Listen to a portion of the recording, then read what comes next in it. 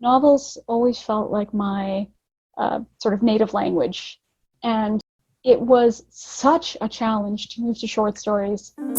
Welcome to the Story a Day podcast. This is Julie Duffy, encouraging you to be a writer today, not someday. Good morning, good evening, good afternoon. This is Julie from Story a Day, and I have a very special guest with me today. I have Premee Mohamed, who is a wonderful short story writer, an Indo-Caribbean scientist and speculative fiction writer based in Canada.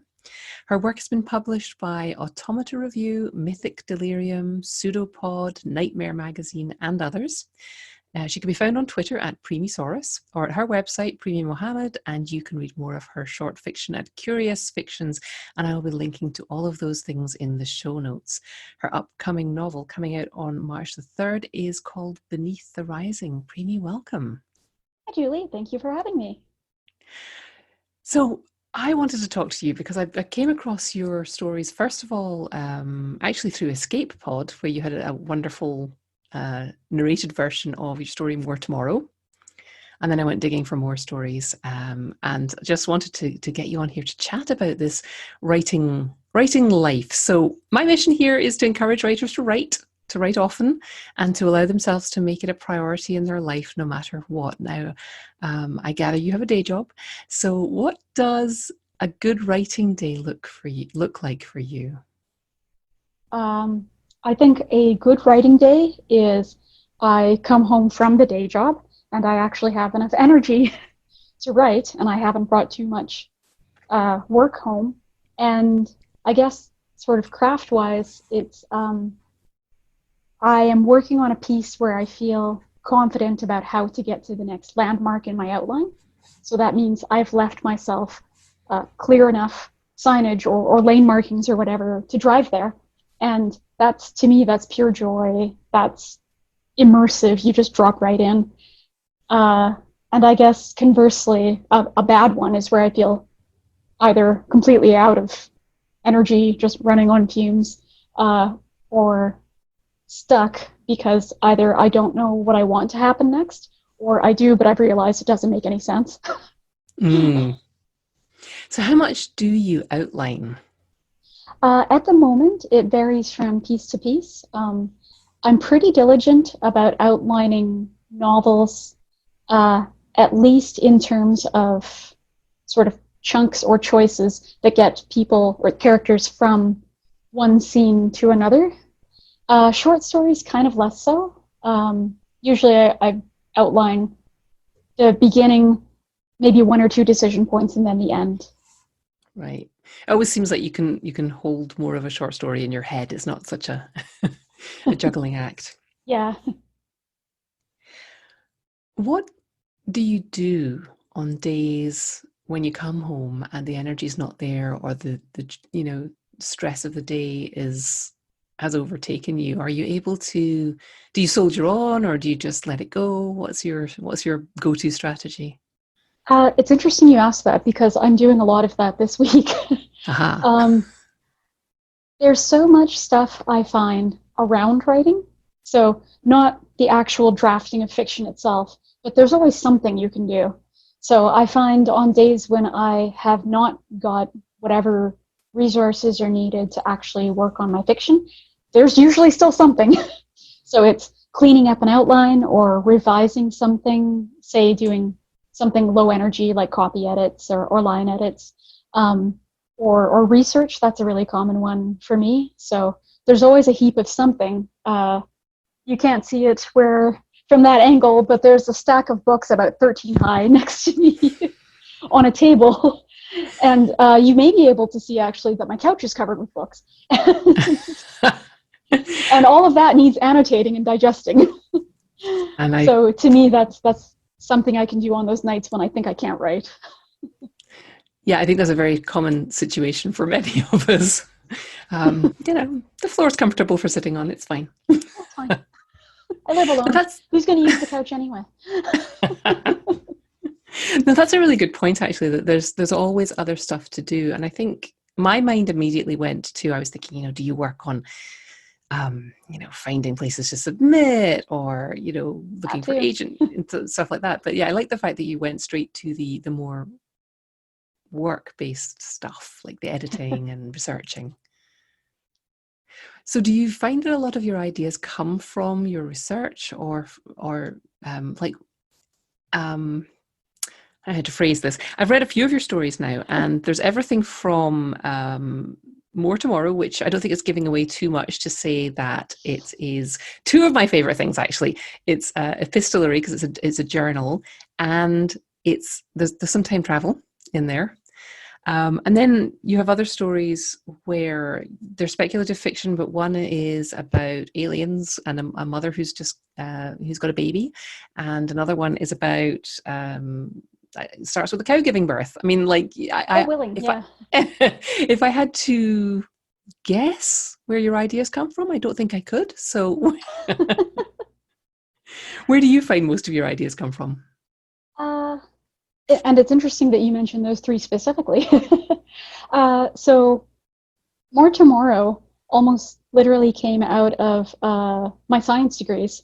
So it's kind of a love-hate letter to academia and what you'll do to try to get the data you need for your research. And I remember at one of my jobs, I almost literally died because we were doing a rare plant rare animal survey, and I saw a rare butterfly and took off after it and literally ran into a low spot and got stuck. And my coworker was like a mountain and a half away with the truck, and I didn't have a phone, and I was like, this is going to be it. This is how I die. I die for science. So that stupid butterfly. So, and that was years ago. That was about 2004.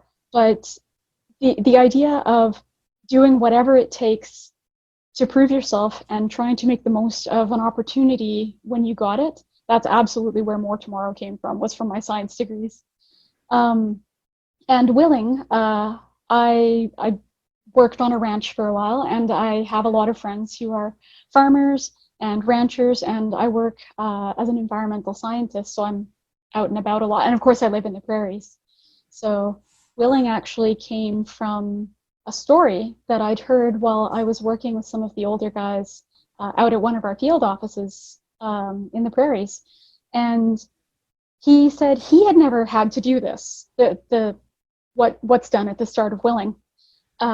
And the other guy in the seat next to him said, well, I've never done it either, but I've heard guys say that they've done it. And it struck me that it's kind of a rural urban legend. So I thought it would be an interesting thing to build a story around. So that's yeah, I guess my ideas come from a mixture of what I read about and what I've done and experienced, and I guess in that case, stories that other people have told me. I mean, I think anything becomes a story idea. And actually, I just taught a class about this at the library. People were asking, how do you get your ideas? And I'm like, ideas come at me every day. I have probably 1,100 index cards with story ideas on them in a box in my bedroom. I'm never going to write all those stories. Yeah, I mean, it's a great advert for doing what needs to be done as a writer, which is get out in the world and live. I think when you tell people you write, they have this image of you just like sitting in your room alone and conjuring things out of nowhere. And that's rarely how it happens. But like you say, you have millions of ideas, and then you don't have, like, they're not all stories, right? So what's the difference between an idea and a story? Super good question. And I'm still, I think, trying to triage that. Work of a lifetime. Oh God, work of a lifetime. I think to me, the difference is I have a lot of things on those index cards and in my ideas folder that are actually not enough for a story. And by that, I mean, there's something like a setting or a premise or an individual character. Maybe I have something in there that's written something like alien spaceship, old friends reuniting. That's cool. So a lot more work needs to be done, though, to turn that into even a premise, let alone a narrative. And that's sort of the bare minimum. And I have ones that are even less than that. So I think it's not quite a matter of quantity, but potential. And I'm still trying to figure out how to assess the potential of an idea, which is why I keep collecting them, in the hopes that future me will know how to do that. Do you find yourself going back to the cards, or do things just sort of stick in your head? I go back to the cards quite a bit. I love shuffling them and combining them. I like the tactileness of it. Hmm. And also the files on my Google Drive, which is the other place that I keep story ideas. Um, just opening them at random and seeing if I still like it. And sometimes I'll immediately start working on that, and sometimes I won't. That's really helpful because people quite often ask me, how do people organize their not just their stories, but their story ideas. And I Mm-hmm. think everyone's always waiting for me to come back with an answer, that's like super scientific and well, here's how you do it. But what I keep hearing from everyone I talk to is that it's sort of that. It's sort of, I go browsing. Yeah. So, and you are a scientist, and you're still doing it. So that's good to know. Oh God, no, I'm the worst for it. I look at these things and I'm like, this is raw data. This is not useful. You need to turn this into a chart or a graph or something, or at least put it in a spreadsheet. And it just kind of never happens. And every day I get two or three more, and I'm like, oh, forget it. I'll never catch up. Yeah. Yeah. It's something I tell people when they're doing the story a day challenge. That's another thing. I'm like, just you have to learn to let things go. If you didn't write Mm-hmm. on day 3, just move on. You know, we can only do so much. Mm-hmm. I do want to ask you about your novel in a minute and the process and the difference and a few things about that. But I was looking at some of the advanced reviews on it, and Cassandra Caw said of your novel that it has a searing clarity to its understanding of the world and that it's loving too. And I thought that really summed up what I've been enjoying so much about your writing. Is it's not like there's moments of beautiful poetry, and then it doesn't feel overwritten at all, and parts of the story are just very almost simple and spare, and I'm pulled into the characters, and I'm not really aware that I'm reading a story. So what she said was was sort of exactly how I felt about your stories. Thank you So very for much. example, well, you're welcome, and thank you for writing them. There was a phrase in The Moving Stars, where there's a mother carrying a baby on a cold night, and you wrote that the baby was a hot bundle against my chest, her breath pluming into the air like feathers. And that's not an image that I would have come up with easily. And I was wondering, do phrases like that come naturally to you? Because I know that you're a product of multiple cultures, and I know as somebody who also moved away, sometimes you just speak in a certain way and people are impressed by it, but it's just how you speak. But I also suspect that I'm wondering if those kinds of things come naturally to you, or if you consciously work to find new ways of describing things that will create those pictures in people's brains. That is a really interesting question. Um, and I think I saw someone talking about this on Twitter the other day about do people imagine what they're seeing in their stories? Do they see it visually, or do they sort of hear it? And some people were writing back, well, I do one, I do the other. And some people were writing back, well, I do neither. I feel it, or I smell it, or it comes to me like a voice. And I think out of all of those, mine might be that I hear it as the narrative already in my head, and then I write it down. So the example that I gave the other day was when I'm drafting a story for the first time, it's always massively overwritten. So don't ask me about my novel deadlines, but the example was something like, I stared at her as she stood in front of the gray heaving sea. The heaving gray sea was behind her. The sea was gray and heaved and seemed similar to the sky. So there'll be 5 or 6 sentences that sound very similar. And then when I go back and edit, I mush them together or take them apart in a way that I think finally sort of feels right. So if I get lucky enough that I end up with a sentence that actually may cause a reader to be able to see or imagine something, I consider myself very lucky, because I think almost entirely in words. I'm not very visual. And I surround myself with visual things in an effort to sort of kickstart that. I don't know that it works, but I don't think it doesn't not help.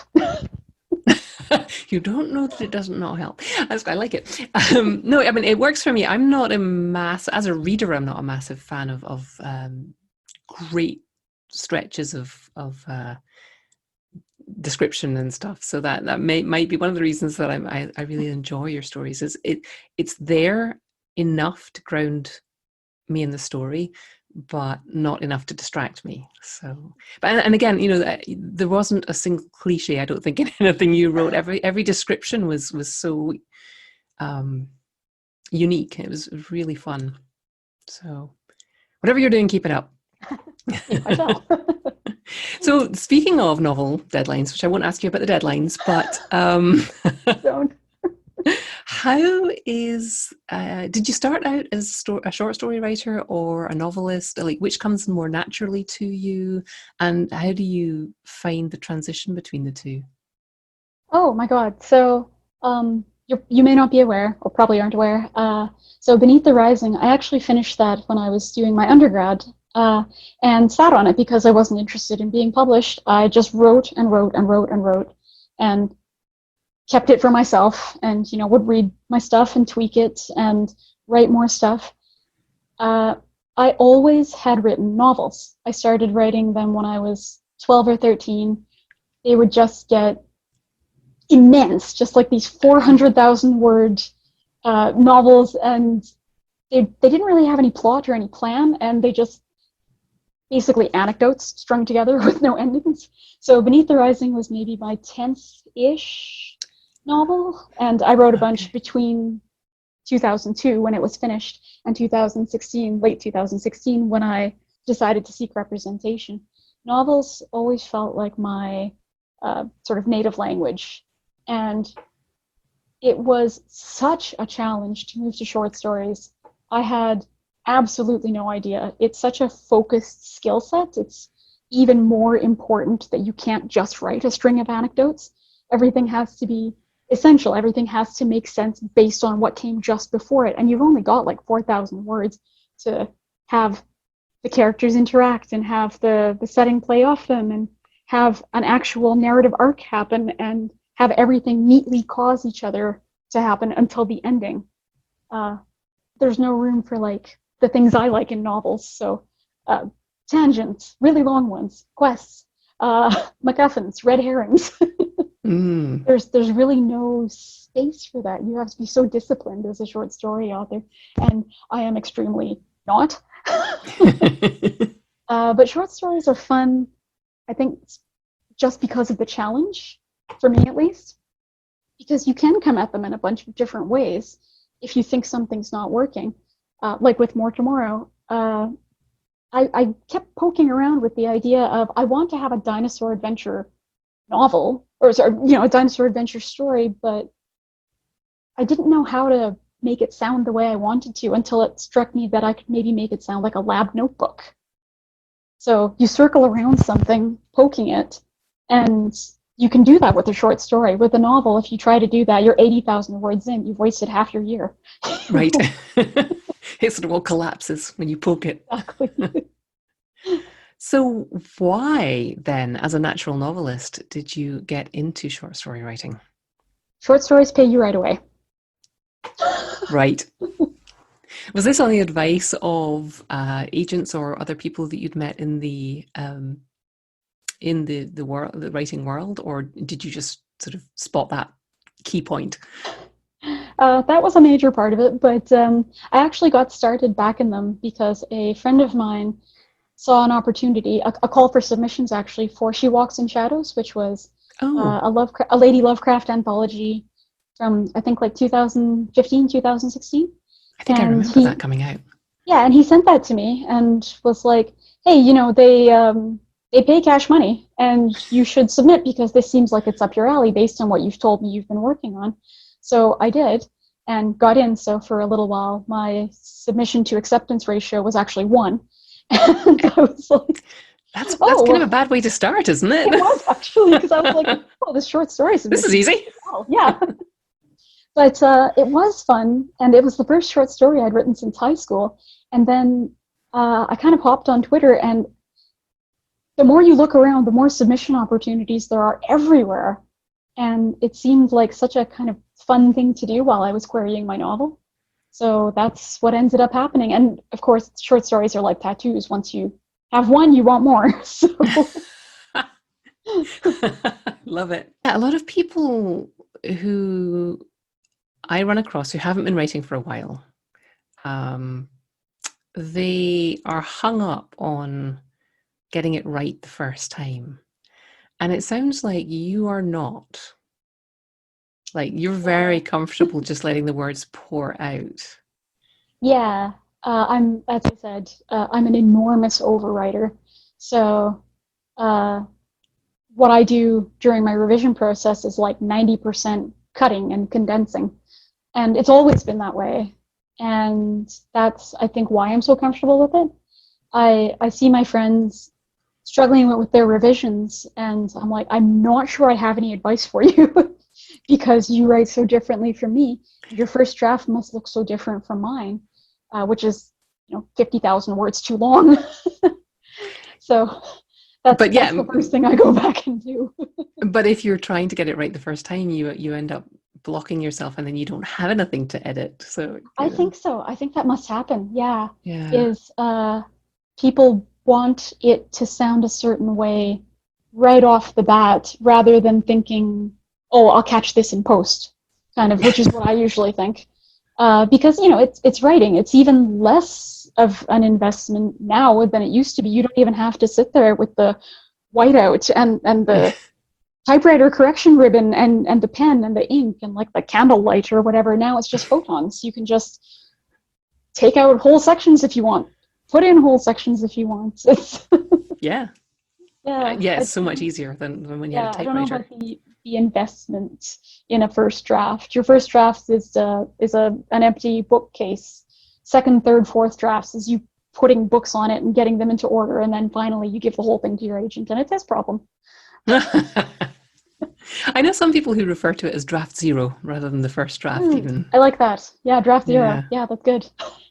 Yeah, I'm doing that since I was in middle school, so it's now been, 24, 25 years. I'm not intimidated by edits anymore. Yeah. I tell myself, oh, it's like I've created a giant marble block and now I must release the statue inside it. And this is a very fun thing to tell yourself at 3 a.m.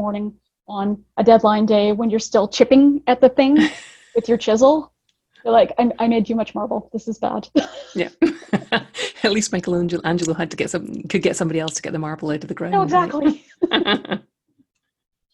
So what can you tell us about the novel? Oh, well, I guess what I mentioned so far, it is an old novel.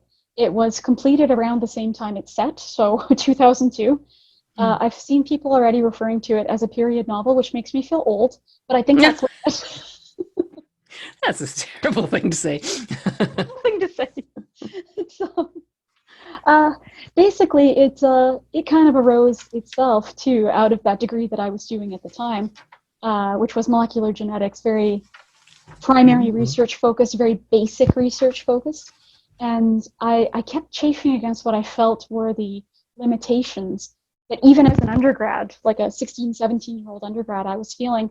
And I started to think, well, what if you didn't have most of these? What if you had as much money and as many people and as many facilities and as much time as you wanted to do as much science in any field as you wanted? And then I started to think, well, hold on. Some of these limitations, like peer review and audits and things like that, and international bodies are there for a reason. If you had all the first things, what would stop you from disregarding all the second things? What would you do with all that power and all that knowledge and all that science? Something good, right? So I think that's where the idea for the main character kind of came. So she's a child prodigy. She's an inventor. She's worked her whole life in an attempt to improve or save the world. And when the book opens, so the scientist is Johnny Chambers.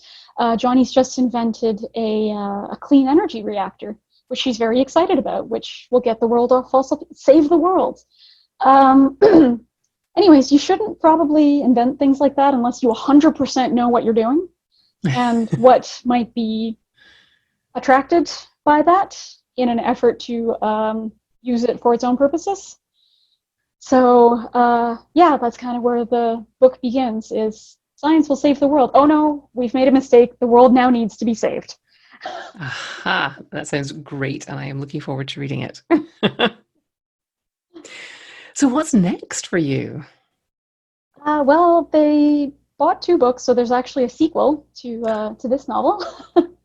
And Which you can't take 12 years to write. no, I can't. Oh my God. And the other problem with that is that now it's like, what, 18 years later or whatever? So I'm not a peer with these kids anymore. When I started writing the book, I was about the same age as Nick, the narrator, who's about 18. And now I look at them and I'm like, you freaking kids, make good decisions. Get off my lawn. That is actually a great advert for not waiting to write. I get a lot of people who tell me, the tagline for Story a Day is write today, not someday, because you're not going to be this age again. You're not going to be able to write this stuff as easily again, you know. Don't write the sequel 18 years later. It's a terrible idea. So that's the main thing.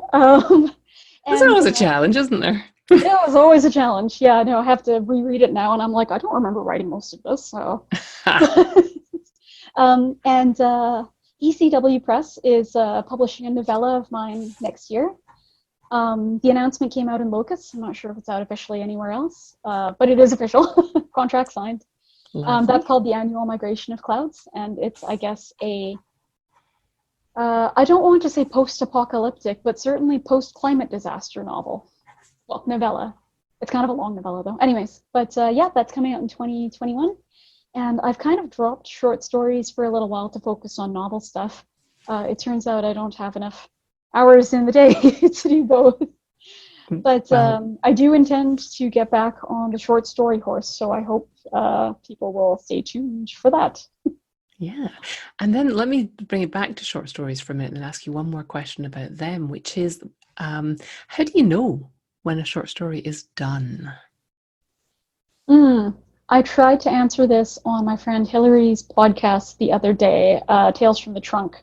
I don't think I succeeded, but I have been thinking about it. So the story is done and ready to go when I don't feel comfortable cutting anymore, because I'm very comfortable cutting. Cutting is like the thing that I do.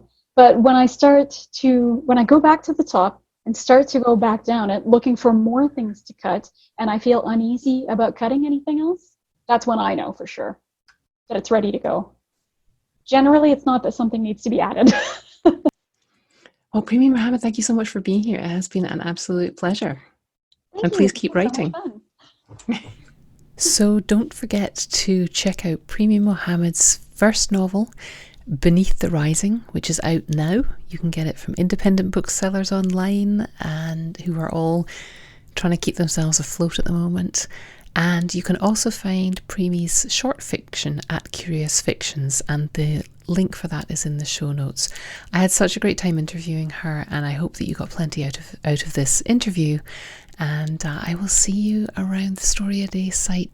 As I record this, it's the beginning of April, and you know what that means. May is next. Story a Day May is just around the corner. I'm going to be putting tons of information up at Story a Day. Get on the mailing list, make sure you're getting everything, and warming yourself up for our annual extravaganza of short story fun and community.